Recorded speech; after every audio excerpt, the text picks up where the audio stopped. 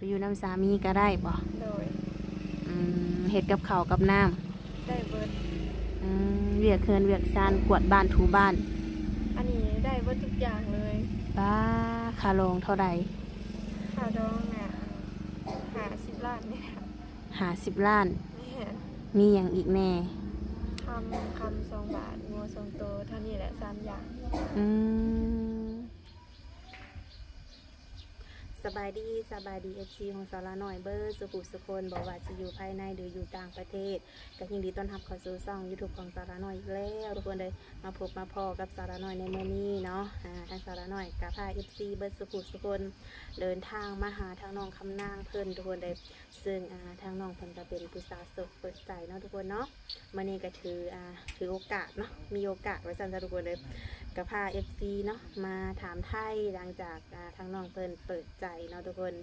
เป็นจังใดเนาะมีคนโอบคนลมมีคนถึกใจบอเนาะทุกคนและ FC ใหม่นี่ยังสิพอมีสิทธิ์โอลมหรือว่าทำความรู้จักกับน้องบอเนาะตอนนี้กลับมาฮอดจอดถึงบอลที่น้องอยู่แล้วทุกคนเลยกับสิพา FC เข้าไปโอบไปลมเข้าไปสอบถามน้ำน้องเปิดเนาะทุกคนเนาะก่อนอื่นก็อย่าลืมกดไลค์กดแชร์กดติดตามให้สาระหน่อยนี่เด้อทุกคนเด้อเพื่อเป็นแรงบันดาลใจให้สาระหน่อยได้เห็นคลิปต่อๆไปเนาะโดย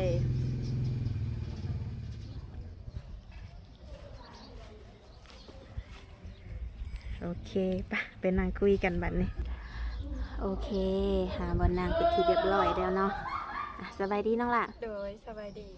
โอ้ยสบายดีน้องคำนางผู้จบผู้งามคือเก่าบ่ได้มาหากระลนเติมเนาะโดยตั้งแต่มือเปิดใจไปเนาะโดยเป็นจังได้ปัจจุบันนี้น้องล่ะบ่ค่อยมีคนคุยบ่ค่อยมีคนคุยแม่นมีจักคนฉะตอนนี้นะกับคน1 2 คนนี่แหละแบบเขากับบ่ได้ค่อยแบบมันแซดน้ำมาเวลาแบบแซดไปเขาก็บ่ตอบบ่โอ้สร้างว่าแท้เนาะผู้สาวเป็นตะเพงปานี่เสร็จหาบ่ตอบผู้บ่าวทางในที่ทักมานี่แบบฝั่งไทยผู้บ่าวทางฝั่งไทยเนาะโดยคือน้องเปิดใจมากอะหอดระบทิศนี่น่าจะกายแล้วมั้งกายประมาณทิศกว่าเนาะแม่นก็คือยังบ่ไปหอดใส่บ่มีคนล้มคือจังได๋มื้อนี้ก็ออกมาถือว่าอัปเดตแล้วก็เปิดใจอีกเนาะอยากมีคนล้มอยากมีคนล้มซื่อๆบ่หรือแนวใดอยากแบบล้มไปแบบว่ากลายเป็นสามีอย่างนี้นะยังมีสามีเล็กๆก็ล้มก่อนประมาณจักเดือนจังสิให้เพิ่นเป็นสามีนี่ถ้าแบบว่าอันมั่นใจยังเพิ่นได้แบบว่าประมาณ2 เดือนหรือว่า3 เดือนนี่นะบางทีก็4 เดือนประมาณนี้บ่โดย เวลา2 เดือน3 เดือน4 เดือนนี่ถ้าเกิดว่าเพิ่นอยากมาห้องมาขอก็เอาบ่น้องละเอาแท้บ่คือแบบว่าเนาะFC บางคนเพิ่นก็ทักมาถามได้ว่าคือมาก่อนน้องคำนางนี่ตกลงปลงใจกับหนุ่มเมืองนอกเนาะเดือน4นัดกันหมั่นหมายแต่งเนาะเพิ่นก็ว่าอ้าวคือว่าความหักหวานซ้ำแล้วเป็นหยังคือเลิกลากันมันแบบความที่ว่ามันบ่เข้าใจกันนี่นะแบบผิดกันเรื่องแบบเงินนี่แหละเพิ่นคิดว่าน้องนะเอาแบบเอาเงินไปเฮ็ดอย่างอื่นนะไปเฮ็ดแนวบ่ดีแบบนี้บ่แม่นก็แบบเพิ่นน่าจะคิดว่าอันน้องแบบว่าเอาไปกินเหล้ากินเบียร์นี่นะบางทีก็บอกเอาไปเฮ็ดอย่างอื่นว่าแนวนี้แบบเฮ็ดที่ว่าสิ่งมันบ่ดีหั่นนะจริงๆแล้วนะเงินเพิ่นฝากมาให้แต่ละเทื่อนะแบบเอาไปช่วงเกี่ยวข้าวหรือว่าดำนานี่แหละเอาไปจ้างคนเฮ็ดนานะดำนายังโลกาหรือว่าจ้างหลายๆอย่างนี่นะที่จริงแล้วมันเป็นแบบนี้แต่เพิ่นแบบบ่อยากเชื่อนะก็เลยว่าอันย่าเลิกลากันโดยแต่ว่าตอนที่ว่าน้องจ้างคนเกี่ยวข้าวน้องก็บ่ได้ถ่ายรูปให้เพิ่นเบิ่งบ่ซะถ ถ่ายแล้วเพิ่นก็ยังแบบว่าอันนั้นอยู่ ยังบ่เชื่ออยู่เนาะ แม่น โดยก็ถือว่าบ่แม่นเนื้อคู่เฮาเนาะ แม่น แล้วก็มีทางสองคนไทยเพิ่นก็เลยเอาลงได้น้องละคือเพิ่นก็ว่าหนุ่มคนนั่นน่ะอกหักจากน้องเพิ่นว่าเพิ่นมันสิตรงกันข้ามเลยน้องละเอ้ยบัดนี้นะแต่ก็บ่ฮู้ว่ามันเป็นแนวใดเนาะก็คือน้องว่านี่แหละคือเพิ่นก็คิดว่าน้องนี่เอาเงินไปกินเหล้ากินเบียร์ไปดินไปเที่ยว แม่น คือทั้งน้องก็เอาไปจ้างคนเฮ็ดไร่เฮ็ดนาแม่นบ่ แม่นเอาไปเฮ็ดที่ว่าแนวมีแบบประโยชน์นะ อืม ไปเฮ็ดแบบนี้อย่างอื่นนะสิ่งที่ว่าบ่ดีนะน้องบ่แตะต้องนะ อื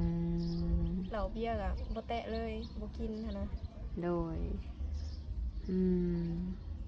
ก็คือแบบตั้งใจสิเอาแบบสิเอาก็เพิ่นอดีบ่ก็คือตั้งมุกตั้งใจคักแน่เนาะ แม่น แต่ว่า อันนั้นมันก็แบบว่ามีเรื่องให้ผิดกันนะ อืม เพิ่นบ่เสียใจแล้วแบบบ่ไว้ใจอย่างเงี้ยก็เลยว่าอย่าซะเขาแบบบ่เสียใจเฮาแน่หรือว่าหยังนี่นะก็เลยว่าจบกันเท่านี้ เมื่อเขาคิดว่าความสัมพันธ์เขามันบ่คือเก่าเนาะ แม่นมันไปกันบ่รอดก็เลยว่าจบกันซะแบบเพียงเท่านี้ โดย ก็คือคือหลังจากว่าน้องเปิดใจใหม่เนาะเรื่องอายุอีหยังของน้องก็บ่ได้จำกัดเนาะ แม่น แต่ละคนที่ทักเขามาหาเนี่ยนะน้องหูอายุเพิ่นบ่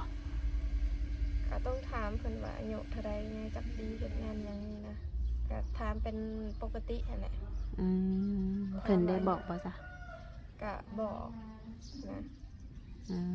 บางทีก็แบบอายุน้อยแน่บางทีก็อายุหลายแน่หั้นนะประมาณนี้ สำหรับน้องยังบ่ถึกใจบ่คนที่ทักเขามาหานี่ ก็ล่มๆเบิ่งไปก่อนนะว่าสิเป็นแนวใดหรือว่าสินิสัยแนวใดอารมณ์ร้อนบ่เรือแนวใดก็ล่มเบิ่งก่อนเนี่ย ร่วมกันเบิ่งก่อนเนาะ แม่ คุยกับเพิ่นมาหล่นได้นี่ ก็บ่บันได แบบได้วิดีโอคอลเห็นหน้าเห็นตากันบ่เนาะ ได้วิดีโอคอลอยู่นะ เป็นในหน้าตาเพิ่นโอเคบ่ โอเคได้แบบบ่อันนั้นเกินไปหั้นนะแบบบ่แก่บ่เกินไปนะแบบพอดีกลางๆหั้นนะ เพิ่นก็บ่ได้ขอเป็นชู้เป็นแฟนบ่ ขอแล้วก็ลงกันไปเบิ่งก่อนอันนี้ก็ยังบ่มั่นใจบันไดเรื่องพอเป็นสู่เป็นแฟนน่ะก็ต้องลงไปก่อนอันนี้ยังบ่เจอคนที่ถูกใจอะนะ แสดงว่ายังบ่พอคนถึกใจ นี่ ก็เลยว่าอยากเบิ่งไปอีก นี่ คนแบบแรกจังสิถึกใจน้องคำนางซะอะ กันบางคนที่ว่าเขาทักเข้ามาเลยเวลาแชทลิ้นนำหรือว่าโทรหรือว่าโทรหาวิดีโอคอลอิหยังใน LINE ก็เขาก็แบบบ่รับนะแล้วก็บ่แชทนำอีกบางคนส่วน LINE นะเขาสิบ่แชทนำโทรไปก็บ่รับอย่างเงี้ย โอ้ เป็นแบบนี้นะ แปลกเนาะบ่ว่าเนาะคือมาใจลำกับผู้สาวแท้ แต่ก็คือทางน้องนี่ก็สะดวกคุยแม่นบ่ โอ้ สะดวกคุยตลอดเวลานะ ช่วงนี้ก็ถือว่าว่างเนาะ นี่ เพราะว่าเกี่ยวข้าวเกี่ยวน้ำก็แล้วเบิ่นแหละเนาะ ช่วงนี้ว่าง คือแบบว่าบางคนเพิ่นก็ขอเป็นแฟนแล้ว แต่ยังบ่ให้คำตกลง ๆนี่ แล้วน้องตอบเพิ่นนะได้ซะ ต่อไปว่าล่มกันไปเบิ่งก่อนนี่นะแบบว่าอยากเบิ่งนิสัยอะนะนิสัยใจคอเป็นอะไรอย่างเงี้ยนะว่าเป็นแบบจะเป็นในนั่นบ่หรือว่าจะเป็นในนี่บ่อารมณ์ร้อนบ่หรือว่ายังแบบก้าวร้าวบ่ยังหรือว่าแบบขึ้นเสียงใส่อะนะแล้วก็ว่าจังซี่นี่นะเพราะว่าบ่มักคนขึ้นเสียงใส่เดี๋ยวบ่มักคนอารมณ์ร้อนเกินไปเนี่ยอย่างแบบบ่มักคนใจร้อนนะแต่ว่าเวลาอยากได้หยังก็เดี๋ยวนี้ก็บ่ได้นะก็ต้องลมก่อนต้องใจเย็น โดยหลักๆก็คือต้องใจเย็นเนาะ แม่น คือหน้าตาน้องก็บ่ได้จำกัดอยู่แล้วเนาะ แม่นได้เบิดอันนี้นะบ่ติเรื่องหน้าตา โดย คือบางคนเพิ่นก็บ่กล้าจีบเห็นผู้เจ้าผู้งามบางคนเพิ่นก็ยันอกหัก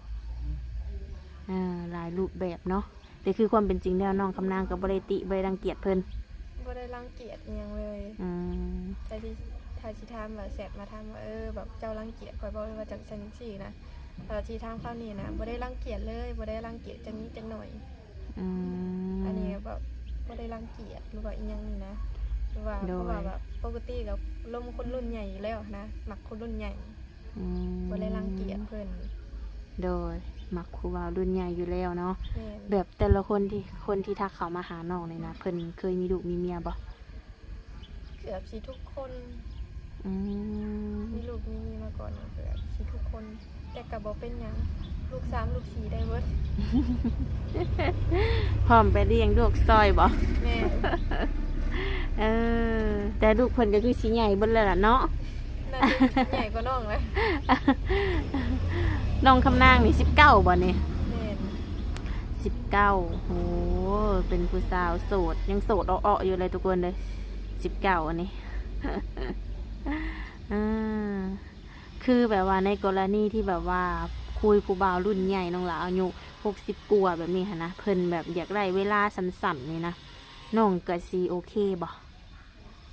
รู้ได้ก็ แบบว่าน้องนี่คุยผู้บ่าวรุ่นใหญ่เนาะ60กว่าแบบนี้นะแล้วเพิ่นก็ต้องแน่นอนเนาะเพิ่นก็อยากพร้อมสร้างเลยค่ะนะอยากกลมประมาณเดือน2เดือนแบบนี้อยากมาห้องมาขอน้องนี่นะตกลงอยู่บ่ เรื่องนี้ก็ได้ถ้าบ่แม่นคนอารมณ์ร้อนได้แบบว่ามักคนที่แบบเว้าหวานๆแบบใจดีอย่างนี้นะ ว่าหวาน แบบ ห คน วาน แบบธรรมะธรรมโมอย่างนี้นะมักแบบนี้เลยนะแบบเป็นคนใจเย็นบ่อารมณ์ร้อนแบบว่าอันเวลาเว้าอิหยังก็ถ้าสิให้เว้าแบบถ้าสมมุติว่าอันคนที่ว่าเขามาลงนี้นะถ้าอยากได้อิหยังก็อยากได้นั่นได้นี่ก็เดี๋ยวนี้บ่มักได้คนแบบนี้ถ้าตัดถิ่มเลย บล็อกทิมเลยถ้าสมมติว่าโทรมาเฮาบ่รับเฮาบอกว่าบ่ว่างก็นำแบบนี้แบบเว้าใส่เฮาแบบนี้คือตัดทิมเลยแม่นบ่ แม่นเว้าใส่เฮาแบบทางที่บ่ดีนี่นะบ่มักนะ แต่ก็มีอยู่บ่ บางคนกับมีเนี่ยนะบางทีบางคนก็ด่าว่าอีควาย มีบ่ มีคนหนึ่งเคยด่า เพราะว่าน้องละคนทางไหนฮู้บ่ คนทางแบบฝั่งไทยนี่แหละ เอา โทรมาแล้วบ่ครับนะ บ่ เพราะว่าตอนที่ว่าเขาโทรมานั่นนอนยังบ่ทันตื่นเนาะ แล้วเขาแชทมาบักว้ายเลยแล้วเขาด่านี่นะบอกยกถ้าเป็นแบบนี้แล้วบล็อกถิ่มซะว่าเนาะก็เลยบล็อกเลยบ่ได้สนหยังเลย บ่ ถ้าเขาด่าเฮาเนี่ย เนาะคือบางเทื่อก็อยากให้ถามเหตุผลก่อนเนาะ แม่น ต้องถามเหตุผลก่อนว่าแบบเป็นหยังจังบ่รับโทรศัพท์หรือว่าหยังอันนั้นอันนี้นะถามเหตุผลก่อนว่าไปไสคือบ่รับโทรศัพท์นะถามเหตุผลก่อนสิด่านะ คือแบบเพิ่นลาโอ้เพิ่นก็สร้างเป็นเนาะฮู้บ่อายุเพิ่นหน้าตาเพิ่นเห็นบ่ ก็ หรือว่าบ่มีตัวตน เพิ่นบ่ได้ใส่รูปนะแต่เห็นอยู่หน้าตานะก็แบบคนแก่ๆดอกประมาณ50นี่แหละ50กว่าๆใกล้สิเข้า60แล้วประมาณนี้ แสดงว่าผู้เฒ่าใจห้อน นี่ คือแบบคือทุกมื้อนี่น้องก็บ่ได้เฮ็ดเวียกหยังแล้วว่าทุกมื้อนี่นะ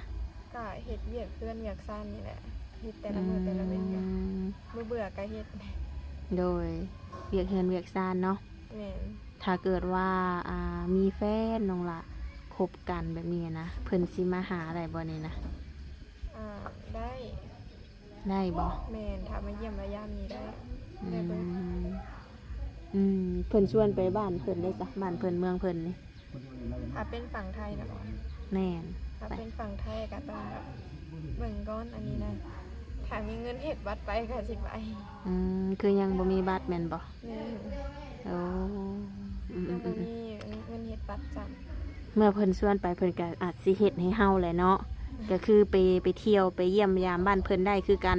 โดย คือตั้งแต่น้องเปิดใจตั้งแต่กี่นี่คือบ่มีไผมาหาได้แม่นบ่ แ แบบน้องบ่ให้เพิ่นมาหรือว่าเพิ่นบ่อยากมาเอง แบบว่าบางคนก็แบบว่าเขาก็อยากมานะแต่ว่าเขาบอกว่ายังบ่พร้อมมานะเพราะว่าเขายังบ่มีเงินพอมาที่ โดยแต่ว่าปัจจุบันนี้เนาะรวมๆแล้วเนี่ยเนาะคืออายุ50 60 70น้องก็ล้มได้แม่นบ่ แม่น ในอนาคตถ้าเกิดว่าเพิ่นสามารถดูแลเฮาได้น้องก็เอาเฮ็ดสามีได้ แม่น คือน้องก็บ่ได้แบบบ่ได้อายหมู่อายครูบ่น้องล่ะแบบลมผู้บ่าวรุ่นใหญ่นี่ บ่แบบหมู่แต่ละคนเขาก็ล้มคือกันนะบางคนเนี่ยหมู่น้องเขาก็เอาพัวแบบคนที่ว่าพัวทหารดอกแต่คนลาวนี่นะ40ปลายปีเขาก็ยังเอา บ่ 18 ปีหมู่น้องเขาเอาพัวแต่เขากับพัวน่ะเป็นทหารลาวดอกแต่เขาออกทหารแล้วเขาก็ไปเฮ็ดเวียกอยู่ไทยกับหมู่น้องนั่นแหละ เนื้อคู่กันเนาะ แม่น